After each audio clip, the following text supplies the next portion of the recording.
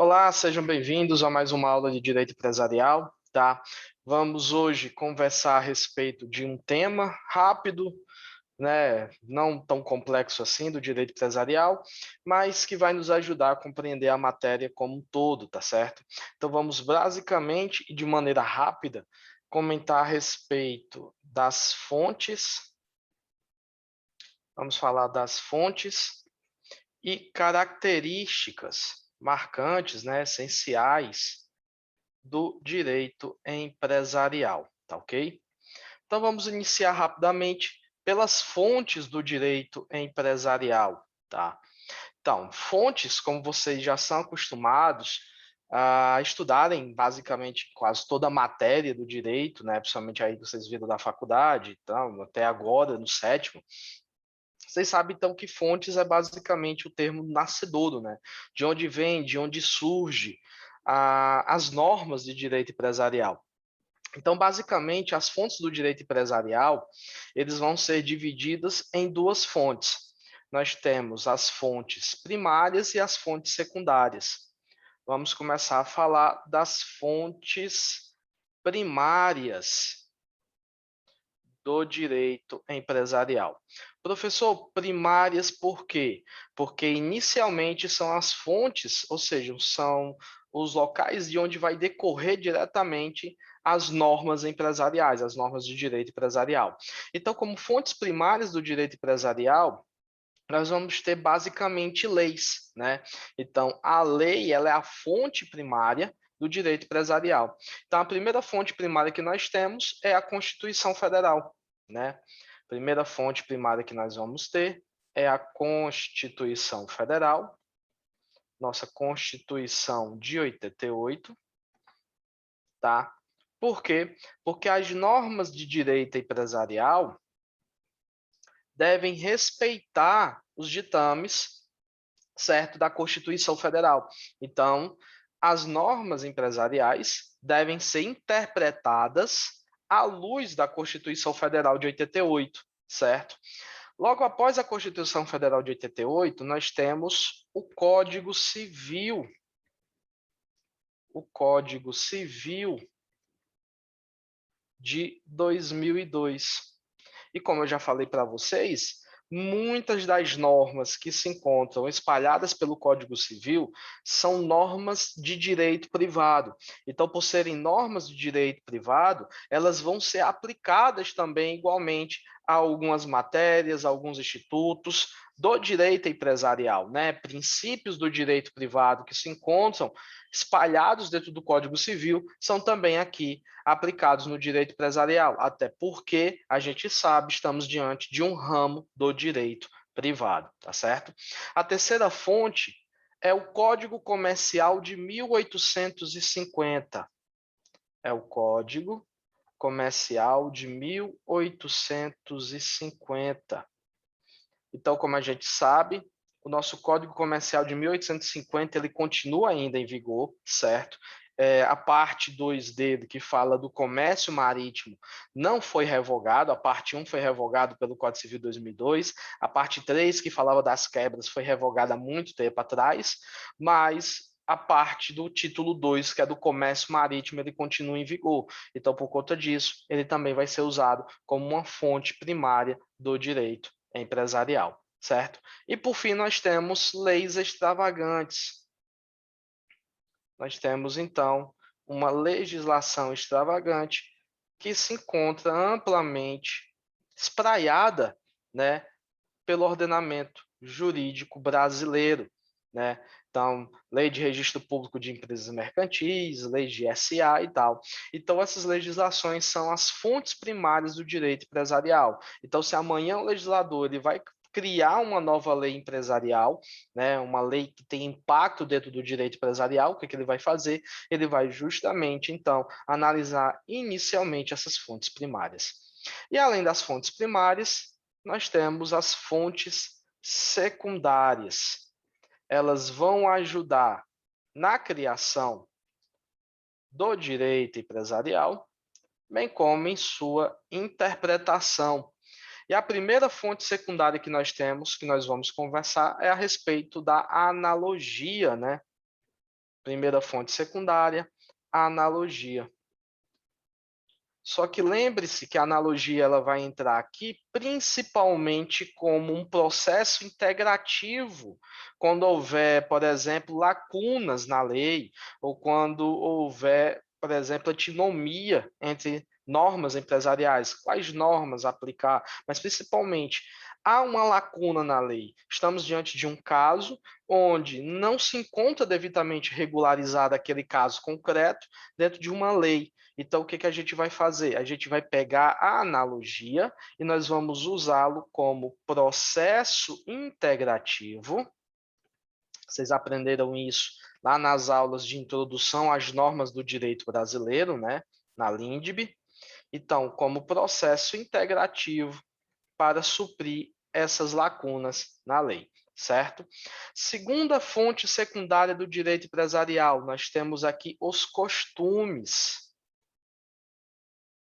Nós temos aqui os costumes. E os costumes são de suma importância para o direito empresarial, tá? O direito empresarial, ele, como vocês viram nas aulas de histórico, vocês perceberam então que todo o arcabouço do direito empresarial surgiu, né, as primeiras normas do direito empresarial surgiram em cima dos costumes, né? Então, os costumes empresariais, os costumes comerciais, eles então ajudam, influenciam, certo? A criação de normas empresariais, das leis empresariais. E lhe digo mais, é basicamente esses costumes que ocorrem em um meio que são depois usados para a criação de normas, né? Então, são esses costumes que a gente, com o tempo, acaba normatizando.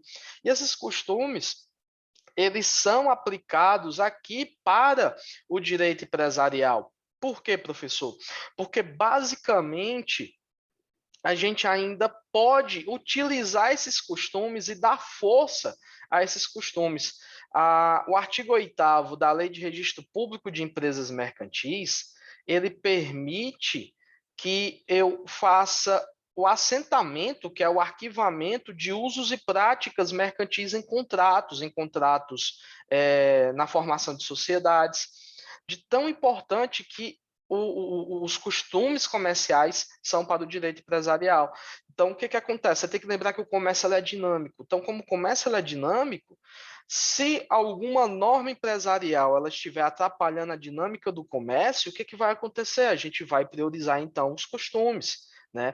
E como a gente faz isso também? Se você lembra, por exemplo, você vai aprender lá em títulos de crédito, se você pega a lei de cheque ela diz que o cheque pós-datado, ou se você quiser chamar ela de pré-datado, ela é uma norma não escrita. Então, se eu te entrego um cheque e faço a pós-datação do cheque, a própria lei diz, olha, essa pós-datação, o chamado bom para, né, isso não serve. Por quê? Porque para a lei o cheque, ele é um título de crédito de pagamento à vista.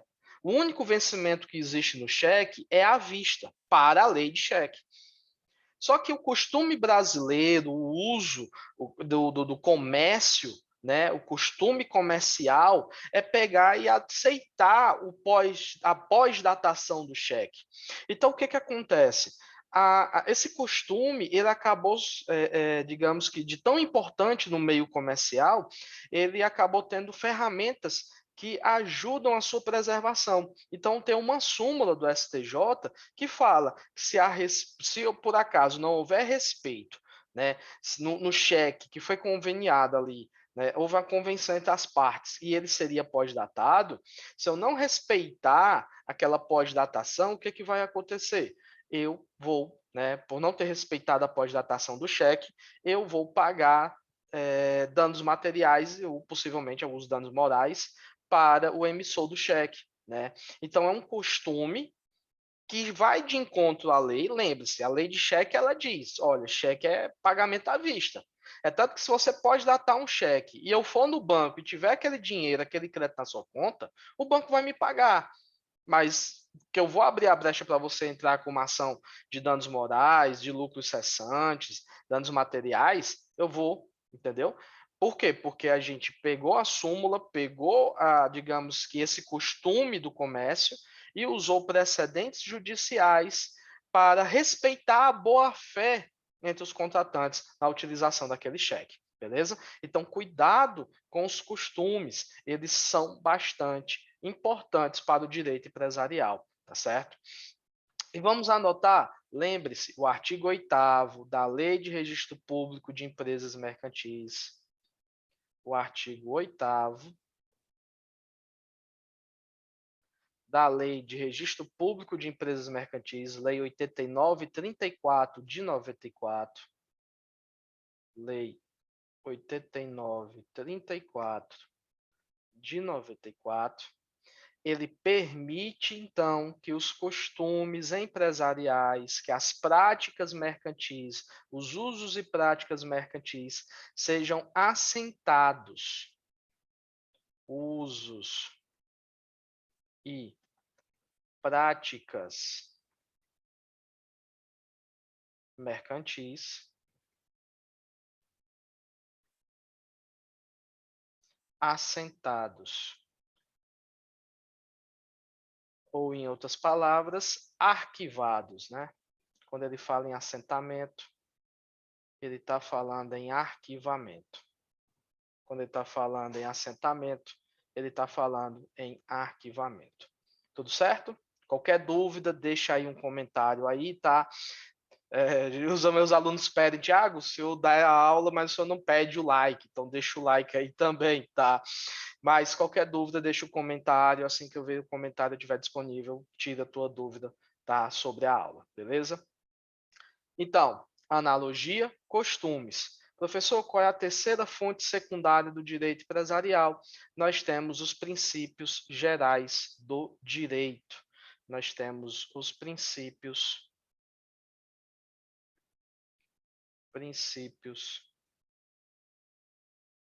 gerais do direito, tá? Dá a cada um o que é seu e tal, aqueles princípios pautados exclusivamente em equidade, beleza? Então veja que nós estamos aí diante das fontes do direito empresarial. E para finalizar, vamos para as características fundamentais. E para o vídeo também não ficar extenso, né? Vamos para as características do direito empresarial, tá? Então, vou falar das características marcantes para que você compreenda o direito empresarial como um todo. Então, primeira característica do direito empresarial: o direito empresarial é cosmopolita, ou seja, cosmopolitismo. Cosmopolitismo do direito empresarial. Professor, o que é ser cosmopolita? O que é o direito empresarial ser pautado, então, nesse cosmopolitismo? É porque as normas do direito empresarial, eles acabam sendo parecidas, né? Digamos que ou idênticas, parecidas ou idênticas, nos demais ou nos diversos países que formam, então, o nosso mundão, né? Então, basicamente, se você aprende o direito empresarial brasileiro como um todo e depois você vai ter que fazer uma atuação internacional, você vai perceber que as regras jurídicas aplicadas em outros países, eles acabam então sendo o quê? Semelhantes. Né? Então, o que quer dizer o direito empresarial ele ser cosmopolita? A atuação fora do país, as leis de outros países são regras idênticas ou semelhantes às regras jurídicas brasileiras, né? Então, as regras, de uma maneira geral, as regras jurídicas empresariais brasileiras, as regras jurídicas empresariais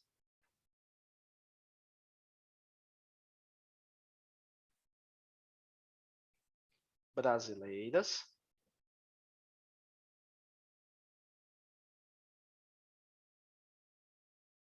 serão idênticas ou semelhantes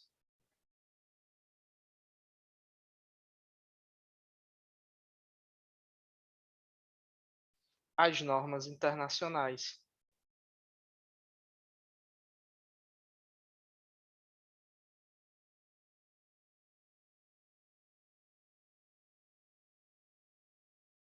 Serão idênticas ou semelhantes às normas internacionais. E você vê cada vez mais a importância disso, por quê? Porque a gente tem mercado internacional conjunto, né? Nós temos vários países formando blocos comerciais para melhor atuação, para melhor exportação, importação de produtos. Estados que trabalham, melhor, estados situados que trabalham não, estados situados entre fronteiras, a área de trabalho do direito empresarial, situados nesses estados, eles acabam tendo que ver e trabalhar com normas de direito internacional, sobre comércio internacional, pagamento de taxas, como é que se faz a entrega, como é que se faz, então, a forma do frete dessas mercadorias. Então, tudo está dentro desse regulamento do direito empresarial pautado, né, no cosmopolitismo. E, além disso, nós temos leis que nós vamos aprender na nossa disciplina de direito empresarial, que são tratados internacionais, né? Então, são exemplos dessa característica cosmopolita, né? Eles são tratados internacionais. Um grande exemplo que a gente vai ver é lá em Empresarial 2, a gente vai estudando títulos de crédito, quando a gente for falar da letra de câmbio, né? O grande exemplo, então, é a Lei Uniforme de Genebra, tá? O grande exemplo é a Lei Uniforme de Genebra. É a Lei Uniforme de Genebra. A Lei Uniforme de Genebra, ela então vai tratar, né, sobre a letra de câmbio, e ela é um tratado internacional. Ela é um tratado internacional. Então, as regras, além da letra de câmbio, ela também fala da nota promissória, né? Então, basicamente, o que tu aprende sobre nota promissória e o que tu aprende sobre letra de câmbio, da aplicação dele no Brasil, você vai aplicar em todos os signatários desse tratado internacional. Então, se o Chile for o signatário, o que tu aprender de letra de câmbio, de nota promissória aqui no Brasil, tu vai aplicar lá no Chile também. E aí vai a Argentina, e aí vai Estados Unidos, e aí vai a Alemanha e por aí vai. Beleza? Então, primeira característica do direito empresarial, ele é cosmopolita. Beleza? Vamos apagar aqui a tela. Não preciso estar esperando, se vocês estão anotando, se vocês estão tirando print, né? É um vídeo, vocês podem pausar a qualquer momento, tá ok? Então, segunda característica do direito empresarial. O direito empresarial, ele é fragmentário. O direito empresarial, ele é fragmentário. E o que eu quero dizer com isso, que o direito empresarial ele é fragmentário. O direito empresarial ele não está concentrado dentro de um único corpo jurídico, bem esquematizado, bonito, como se tem no Código Civil, como se tem nos códigos de processo, como se tem no Código Penal, né? O Código Tributário. O direito empresarial ele está espalhado por todo o ordenamento jurídico brasileiro, ou seja, nós temos leis empresariais esparsas, né? O direito empresarial, o direito empresarial se encontra espalhado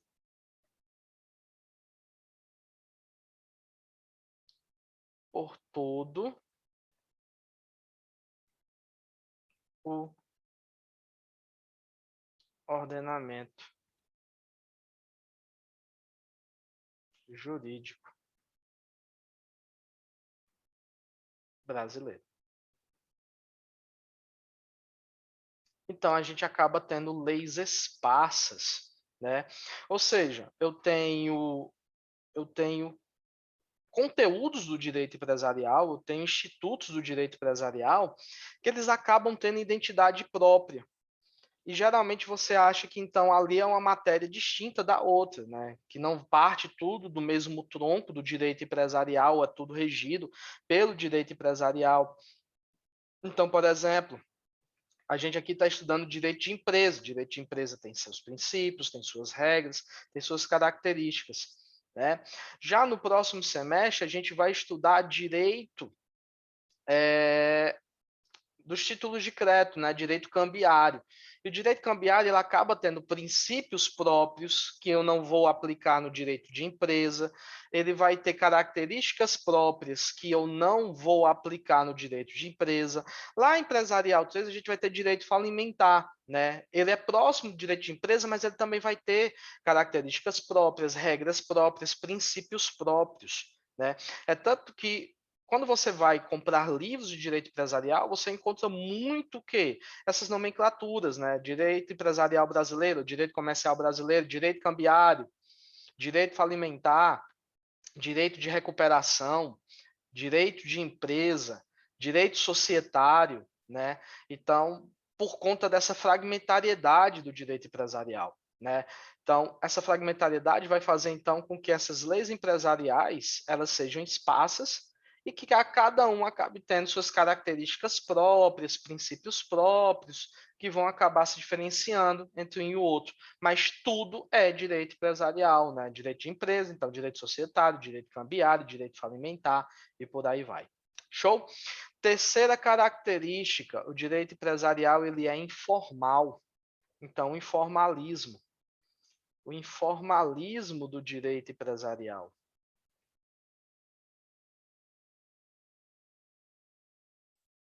Informalismo. Professor, o que o senhor quer dizer com isso? Que o direito empresarial ele é informal, que o direito empresarial, então, ele deriva as normas do direito empresarial, como eu já falei até nas fontes, as normas do direito empresarial derivam da própria dinâmica das relações empresariais, né? A importância, de novo, dos costumes aqui. Ele deriva das próprias relações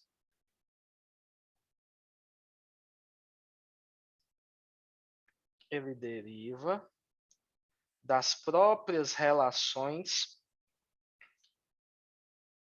Eu acho que ficava melhor colocar dinâmica na frente, né? Deriva da própria dinâmica das relações empresariais. Eu acho que fica melhor o português, né? O português aqui. Deriva da própria dinâmica. Não é preto. Deriva, tira esse S aqui. Deriva da própria dinâmica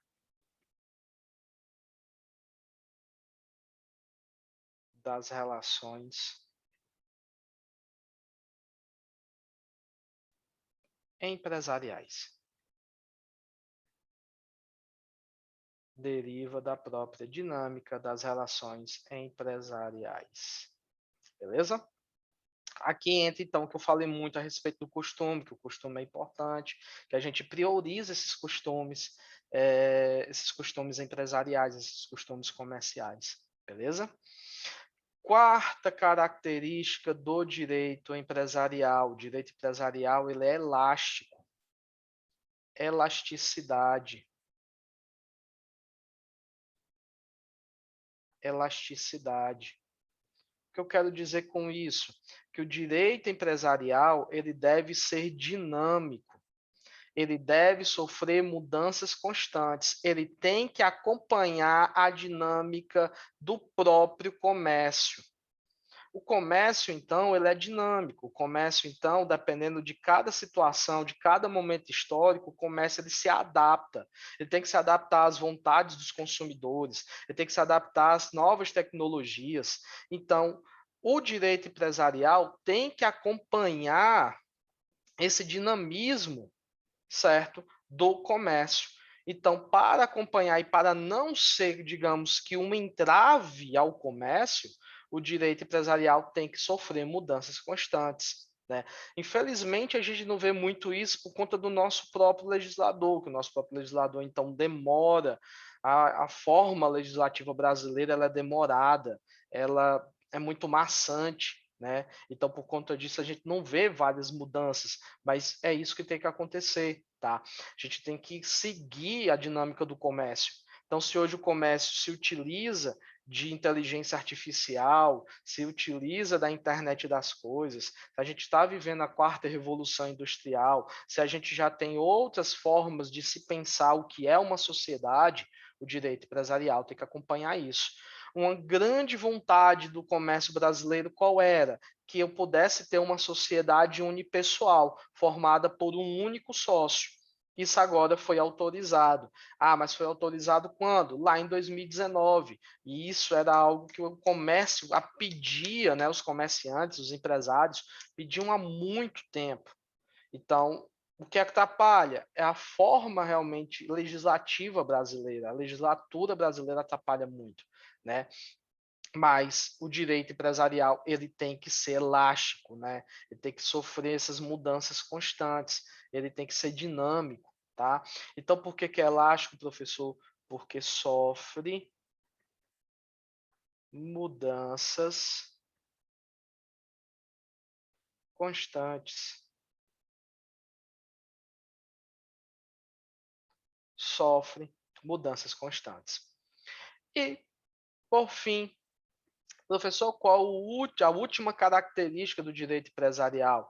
O direito empresarial ele é oneroso, é onerosidade. Onerosidade. Isso é algo que eu já venho nas nossas aulas batendo muito na tecla. Professor, o que quer dizer onerosidade para o direito empresarial como característica do direito empresarial? O direito empresarial tem intuito lucrativo. O intuito de lucro sempre existirá dentro do direito empresarial, né? O intuito lucrativo, o intuito de lucro sempre vai existir dentro do direito empresarial. Eu até falei para vocês, né? As pessoas que praticam empresa, empresário, o empresário, a sociedade empresária e a Eireli, elas vão se diferenciar das demais pessoas, por quê? Porque ambas vão ter esse intuito lucrativo. Elas vão agir com fim de lucro. Elas não vão agir para suprir necessidades, elas não vão fazer algo educacional simplesmente por educação, não vão fazer caridade. Isso que fica a cargo das outras pessoas jurídicas, partidos políticos, entidades religiosas, associações, fundações. A sociedade, a Eireli e o empresário individual, né, eles sempre vão agir com o intuito de lucro. Por quê? Porque para eles o que importa é o lucro. Então, tudo aqui no direito empresarial, todas as normas, todos os institutos vão girar a respeito do lucro. O intuito de lucro, essa vontade de angariar dinheiro, ela vai sempre existir dentro do direito empresarial. Eu brinco dizendo que o direito empresarial é o direito mais capitalista, é o ramo do direito, né, mais capitalista de todos. Beleza? Então, é uma aula curta, é uma aula simples. Então, espero que vocês tenham gostado da aula. Qualquer dúvida, deixe um comentário no próprio YouTube. Se não quiser, vocês sabem como me encontrar, tá? Um cheiro forte no coração de vocês. Beijo, bons estudos. Fica com Deus e até mais, tá? Tchau, tchau.